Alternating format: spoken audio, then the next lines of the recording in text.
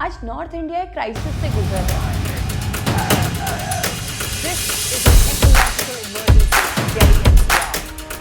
हर साल हवा और जहरीली होती जा रही है, पानी और गहरा होते जा रहा है और गर्मियाँ हर साल के साथ बहुत ज़्यादा बढ़ती जा रही हैं। साइंटिस्ट का मानना है कि अगर अरावली ऐसी ही वीक होती रहे तो आने वाले कुछ सालों में दिल्ली एनसीआर के लोगों के लिए ड्रिंकिंग वाटर और क्लीन एयर एक लग्जरी बन जाएगा। अरावली सिर्फ कुछ पहाड़ियाँ ही नहीं, ये वही नेचुरल वॉल है जो डेजर्ट से आने वाली धूल को दिल्ली एनसीआर में आने से रोकता है। ग्राउंड वाटर में ये पानी को भी संभालता है और उसी के साथ साथ ये शहरों का टेम्परेचर भी मेंटेन करके रखता है। और जिस दिन ये शील टूट गई उस दिन इसका असर सिर्फ गाँव और जंगलों पर ही नहीं, इसका असर हर घर, हर सांस और हर पानी के ग्लास पर पड़ेगा। और आज बात जब अरावली के प्रोटेक्शन रूल्स की हो रही है तो अब सवाल सिर्फ डेवलपमेंट का ही नहीं, अब सवाल सर्वाइवल का भी हो जाता है। तो इस वीडियो में हम समझेंगे कि अरावली इतनी पुरानी और इम्पॉर्टेंट क्यों है, आज इसके साथ क्या हो रहा है और अगर हमने अब रिएक्ट नहीं किया तो आने वाले समय में हमें इसका हिसाब कैसे चुकाना पड़ेगा। अरावली रेंज का बैकग्राउंड कुछ आम पहाड़ों जैसा नहीं है जो कुछ दिनों या कुछ सालों में बने हों। ये पहाड़ियाँ प्री कैम्ब्रियन एरा में बनी थी, लगभग 2.5 बिलियन साल पहले, अफ्रीका और इंडिया के लैंड मासेस के कोलिजन के बाद। साइंटिफिक रिसर्च दिखाती है कि अरावली दुनिया के सबसे पुराने माउंटेन्स में से एक है। इसका मतलब अरावली ने सिर्फ कॉन्टिनेंट ड्रिफ्ट्स ही नहीं, इरोजन, क्लाइमेटिक चेंज एंड उसी के साथ साथ मिलियंस ऑफ ईयर्स का इवोल्यूशन देखा है, एक लिविंग म्यूजियम की तरह। इन पहाड़ियों ने सिर्फ जियोलॉजी का रिकॉर्ड ही नहीं रखा बल्कि ज़मीन के कई चीज़ों का फाउंडेशन भी बनाया है। अब अरावली रेंज का इकोलॉजिकल रोल बहुत इंपॉर्टेंट है, इसी की वजह से इसे ग्रीन शील्ड ऑफ इंडिया भी कहा जाता है।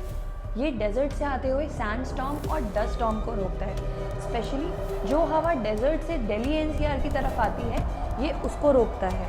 इसकी पहाड़ियों के बीच में से रिवर सिस्टम निकलते हैं जैसे लूनी, साबरमती, बानस, जो कि खेती के लिए, वाइल्ड लाइफ के लिए और ज़िंदगी के लिए पानी देने का काम करते हैं। फॉरेस्ट, वेटलैंड्स एंड ग्रासलैंड्स ये वाइल्ड लाइफ के हैबिटेट्स हैं जो बायोडाइवर्सिटी को सपोर्ट करते हैं। और सबसे इम्पॉर्टेंट, अरावली के यूनिक रॉक्स और सॉइल का स्ट्रक्चर ग्राउंड वाटर रिचार्ज करता है, जिससे गुड़गांव, फरीदाबाद और पास के रीजन्स को पानी मिलता है। और अगर ये सिस्टम टूट गया तो सिर्फ हिल्स ही नहीं, हमारी एयर क्वालिटी, हमारा ड्रिंकिंग वाटर सब कुछ खतरे में आ जाएगा। तो अब समझते हैं कि आखिर ऐसा क्या हुआ कि अरावली आज इतनी चर्चा का विषय बना हुआ है। तो आखिर ऐसा क्या हुआ कि अरावली आजकल इतना चर्चा का विषय बना हुआ है। वेल 2025 के एंड में एक न्यूज़ हेडलाइन बन जाती है जब सुप्रीम कोर्ट एक ऑर्डर पास करते हैं जिसमें वो अरावली रेंजेस के लिए एक यूनिफॉर्म डेफिनेशन को एक्सेप्ट कर, जो कहता है कि वो लैंडफॉर्म्स जो 100 मीटर से नीचे होंगे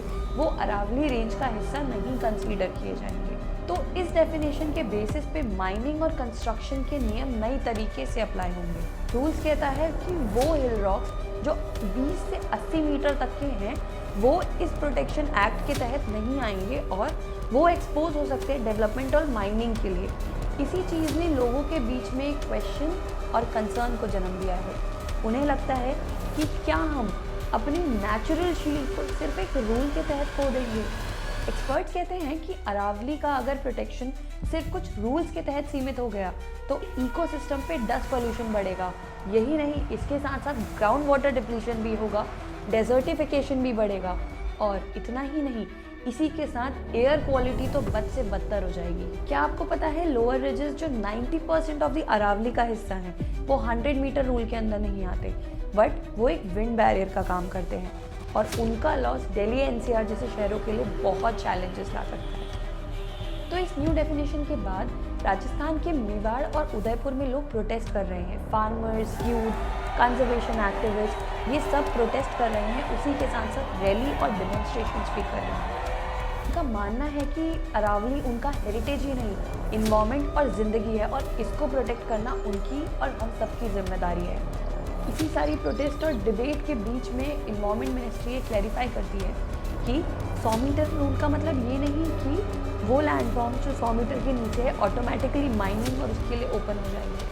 मिनिस्ट्री कहती है कि कोर इकोलॉजिकल एरियाज और प्रोटेक्टेड जोन को सेफगार्ड किया जाएगा और अब साइंटिफिक मैपिंग और सस्टेनेबल मैप बनाया जाएगा किसी भी एरिया को लीज में देने से पहले। गवर्नमेंट का स्टैंड है कि majority of the Aravalli area अभी भी प्रोटेक्टेड है, पर परसेप्शन और ग्रास रूट कंसर्न अभी भी स्ट्रांग है। अरावली सिर्फ हिल्स नहीं, ये वही लंग्स और सेफ्टी शील्ड है जो पूरे नॉर्थ इंडिया को जिंदा रखता है। और इस रेंज को बचाना सिर्फ इन्वायरमेंट एक्टिविस्ट का काम नहीं, ये हर उस आदमी का काम है जो सांस लेता है, पानी पीता है और अपने फ्यूचर के लिए एक सस्टेनेबल इन्वायरमेंट की सोच रखता है। आज अरावली एक लीगल डिबेट से निकलकर एक नेशनल कंसर्न बन चुका है, जिसकी रक्षा और प्रोटेक्शन करना हमारी जिम्मेदारी है। हमें सोचना होगा कि हम किस इकोसिस्टम में जीना चाहते हैं, एक डेजर्ट या फिर एक ग्रीन एनवायरनमेंट में। आप मुझे कमेंट्स में अपने आंसर ज़रूर बताना, और अगर आपको मेरी ये वीडियो अच्छी लगी हो तो do like, share, subscribe and comment, और ऐसी ही वीडियोस देखने के लिए मेरे चैनल को सब्सक्राइब करें।